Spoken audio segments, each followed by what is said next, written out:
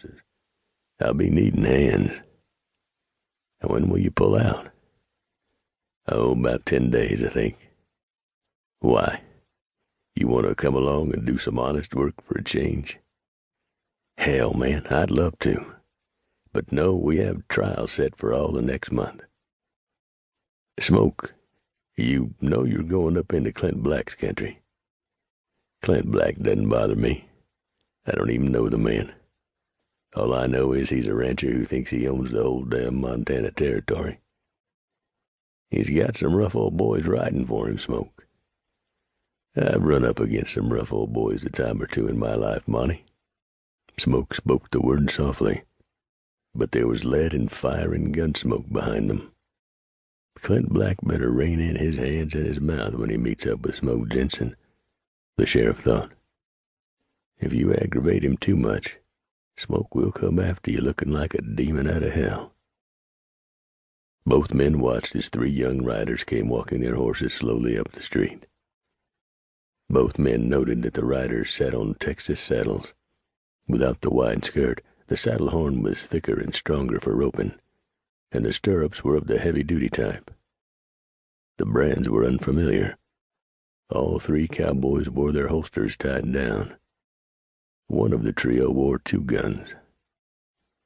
"You know them?" Smoke asked. "Never saw them before this day. What do you think?" "Wild and woolly and full of fleas, probably. Might even be on the prod looking for trouble. They're young. Oldest one's not out of his early 20s, I'd say. And this place does have a back door," Monty said with a wide smile. But there was a hopeful note in his voice.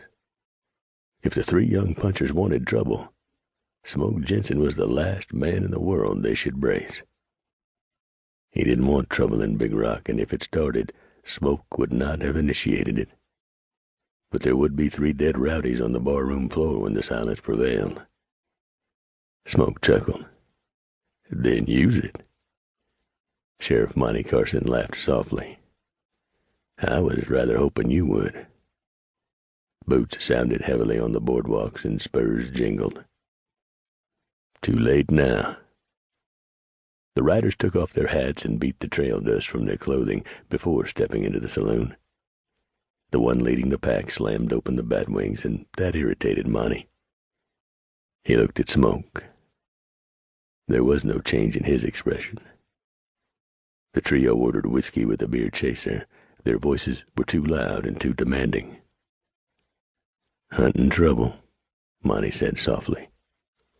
"They came to the right place," Smoke replied in a soft voice. "Hey," one of the riders yelled. "What you 2 whispering about over yonder? You talking about us, maybe?"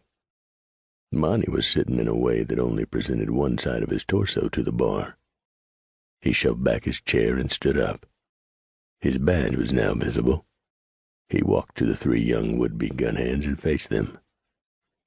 "The name is Carson. Sheriff Monty Carson." The trio stiffened.